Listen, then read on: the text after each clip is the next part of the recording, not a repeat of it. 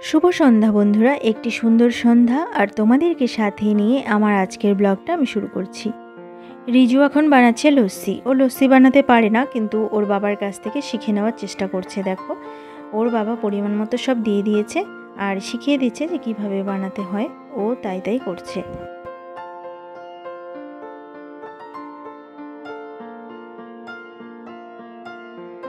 এইদিকে আমি বসিয়ে দিয়েছি চা, আর তার সাথে আছে কাটলেট। আর দেখো, লস্যি বানানো হয়ে গেছে। রিজু এখন খাচ্ছে লস্যি। আর নিজে পরিশ্রম করে কোনো কিছু তৈরি করলে সেটার কিন্তু স্বাদই আলাদা হয়, তাই না? আমি চাটা ভিজিয়ে রেখেছি আর এই কাটলেটগুলো প্লেটে তুলে নিয়েছি। এবার এক এক করে সবাইকে দিয়ে দেবো। প্রথমে আমি চলে এলাম রিজুর ঘরে। রিজু দেখো কি করছে, ও খেলনা উঠিয়ে এখানে বিছানাটা পরিষ্কার করছে। দেখে খুব ভালো লাগছে। অন্য সময় যদি বলি খেলনাগুলো গুছিয়ে রাখো, তো খেলনাগুলো কখনোই উঠায় না, এই বিছানার মধ্যেই ছড়ানো থাকে। তো এখন আবার গুছিয়ে রাখলো আর আমাকে বলছিল যে এই ঘরে আজ থেকে ও পড়তে বসবে। তো আমিও ভাবলাম যে ঠিকই আছে, ঘর যখন চেঞ্জ করে পড়বে তো পড়াটা যদি ভালো হয় এই ঘরে, তো ক্ষতি কী, তাই না? তো ওই ঘরে ও পড়তে বসেছে। ওর বাবাকে আমি কাটলেটটা দিয়ে আসলাম, আমি ওর জন্যই অপেক্ষা করছিলাম। তো ওর যখন কাজ করছিল সেই প্লেটটা ওর বাবাকে দিয়ে এবার আরেকটা প্লেট নিয়ে এলাম ওর জন্য।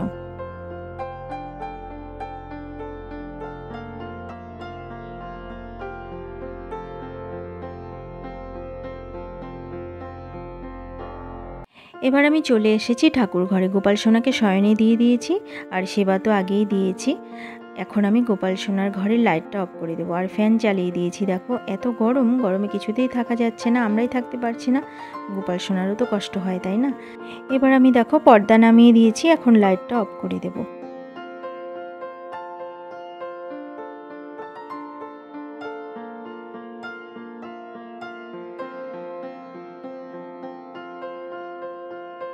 ঠাকুরঘর থেকে এসে আমি এই ঘরটা গুছিয়ে নিয়েছি, কারণ গানের দিদিমণি আসবেন রিজুকে গান শেখাতে। আর এই যে হারমোনিয়ামটা আমি এখানে রেখে দিয়েছি আর একটা চেয়ার রেখেছি, কারণ দিদিমণি চেয়ারে বসেন, বিছানায় বসেন না। তো বন্ধুরা, এই ব্লগটা কিন্তু আমি কাল পর্যন্ত কন্টিনিউ করব। শুভ সকাল বন্ধুরা, এটা কিন্তু পরের দিন সকাল। আর এখন থেকে ব্লগটা আমি আবার শুরু করলাম। তোমরা দেখতে থাকো আর আমার পাশে থেকো। কাল রাতে দিদিমণি যখন আসলেন তার আগেই ব্লগটা আমি বন্ধ করে দিয়েছিলাম, কারণ একটু ব্যস্ততা ছিল আমার, যার জন্য আর কন্টিনিউ করতে পারিনি। আজ সকাল থেকে শুরু করলাম, আবার কন্টিনিউ করতে থাকবো। আজ ঘুম থেকে উঠতে অনেকটাই দেরি করে ফেলেছি, কারণ অন্যদিন আমি 5:30 পৌনে 6টার দিকে উঠি ঘুম থেকে। কিন্তু আজ ঘুম থেকে উঠতে বেজে গেছে 7:20 আর এখন বাজে 7:35। তো চলো বন্ধুরা, কাজ শুরু করে দিই। আর দেখো, দরজা জানালা কিছুই খুলিনি, শুধু ড্রয়িং রুমের এই 3টে জানালা আমি খুলে দিয়েছি, বাকিগুলো এখন আমি খুলে নেব।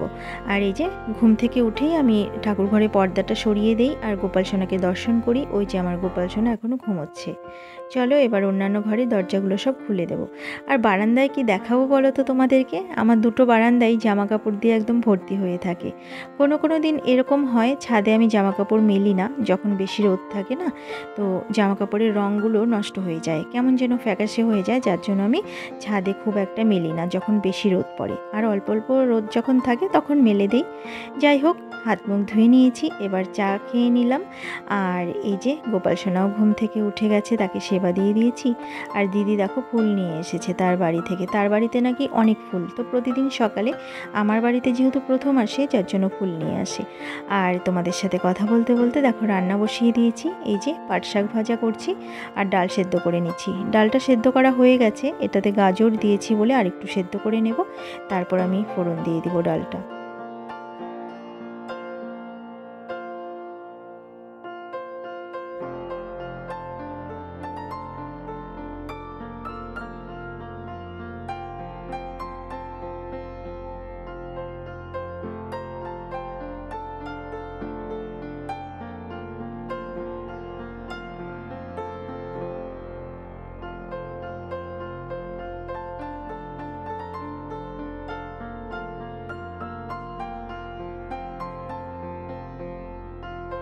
কিছু রান্না আমার কমপ্লিট হয়ে গেছে। আর রিজুর বাবা এখন এলো বাজার নিয়ে, মাংস নিয়ে এসেছে, সেটা রান্না করতে হবে। আর যা সবজি নিয়ে এসেছে সেগুলো আজ আর করবো না, সেগুলো অন্য দিন করবো, ফ্রিজে আমি রেখে দেবো। আর দেখো, এখন আমি আলু ফুলকপি ভাজা করে নিচ্ছি।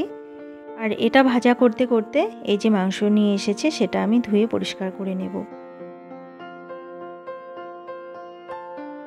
এর মধ্যেই আবার রিজুকে ভাত খাইয়ে দিলাম, ও যাচ্ছে ড্রয়িং করতে। ও আর ছোটা যাবে ড্রয়িং করতে, রিজুর বাবা দিয়ে আসবে। ওই দেখো গেঞ্জি পরতে পরতে যাচ্ছে। গেঞ্জি যে দাঁড়িয়ে পড়বে ঘরে দাঁড়িয়ে থেকে সেটারও সময় নেই হয়তো। আসলে ড্রয়িংয়ে যেতে দেরি হয়ে গেছে। আজকে চুল কাটানো হয়েছে রিজুর, চুল কাটিয়ে আসলো, তারপর স্নান করলো, দেরি হয়ে গেছে একটু 15-20 মিনিটের মতো দেরি হয়ে গেছে ড্রয়িং যেতে। তো দেখো 3 জন মিলে যাচ্ছে।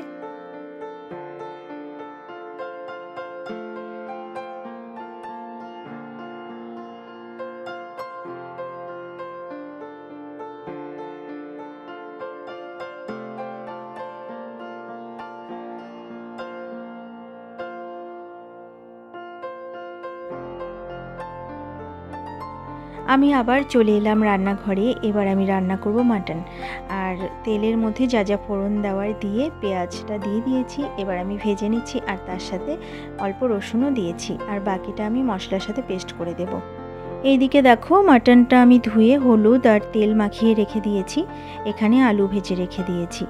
আর পেঁয়াজটা আমার মোটামুটি ভাজা হয়ে এসেছে।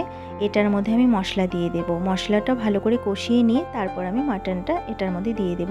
মশলাটা দেখো পেস্ট করেছি, আর একটু করতে হবে, ভালো হয়নি, আর একটু পেস্ট করে নিয়ে তারপর আমি দিয়ে দেব। আর মশলাটা দিয়ে ভালো করে কষিয়ে নিয়ে তারপর আমি মাটনটা দিয়ে দিয়েছি। এবার আমি মাটনটাও ভালো করে কষিয়ে নেব। আর মাটন রান্না করা অনেকবার তোমাদেরকে আমি দেখিয়েছি, তাই আমি রেসিপি আর শেয়ার করলাম না, এমনি একটু দেখিয়ে দিলাম। এবার একটা থালা দিয়ে এটা আমি ঢেকে রাখবো, কারণ মাটন আমি যখন রান্না করি কড়াইতেই রান্না করি, খুব কম আছে। প্রেশার কুকারে সিটি দিলে হয়তো তাড়াতাড়ি সেদ্ধ হয়ে যাবে, কড়াইতে কষিয়ে নিয়ে অনেকে প্রেশার কুকারে সিটি দিয়ে নেয়, সেদ্ধ করে নেয়, কিন্তু সেটা আমি করি না, কড়াইতেই করি পুরো রান্নাটা, যার জন্য অনেকটাই দেরি হয়। আর আঁচটা খুব কমিয়ে দিয়েছি, দেখো ওই যে দেখা যাচ্ছে। আমি ভাবলাম যে রান্নাটা হতে থাকুক, ততক্ষণে তরমুজটা ফ্রিজ থেকে বের করে রেখেছিলাম আগেই, এটা আমি কেটে রিজু আর রিজুর বাবাকে দিয়ে দেবো।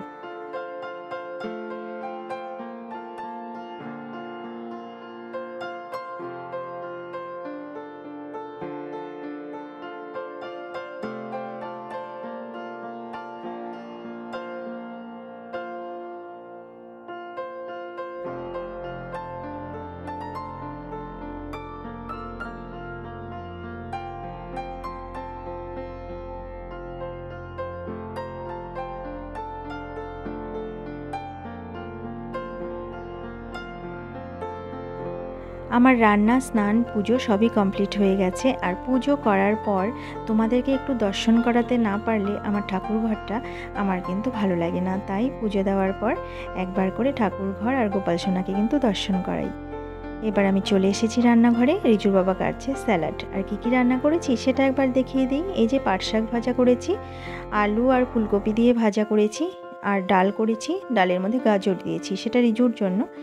এখানে আছে স্যালাড, স্যালাডটা কিন্তু রিজুর বাবা বানিয়েছে, কেটে সেটাতে চাট মশলা দিয়েছে। আর এই যে মাটন করেছি, মাটনের পাশে আছে টক, আমের টক করেছি, জল টক, আর এখানে আছে টক দই। এই আজকের আমাদের দুপুরের খাবার। আর দেখো রিজুর বাবা বসে আছে, আর আমাকে বলছিল ভাতটা খুব বেশি হয়ে গেছে, আমাকে ভাত কমিয়ে দাও। তো আমি বললাম তুমি খেতে থাকো, পরে আমি কমিয়ে নিচ্ছি একটু পরে।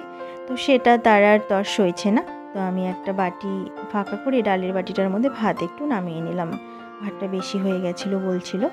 আর এবার রিজুকে আমি খাইয়ে দিচ্ছি। আর বন্ধুরা, আজকের ব্লগটা আমি এখানেই শেষ করছি। আবার অন্য কোনো দিন অন্য কোনো নতুন ব্লগ নিয়ে তোমাদের সামনে হাজির হয়ে যাব। ততক্ষণের জন্য তোমরা ভালো থেকো, সুস্থ থেকো, হাসি খুশি থেকো।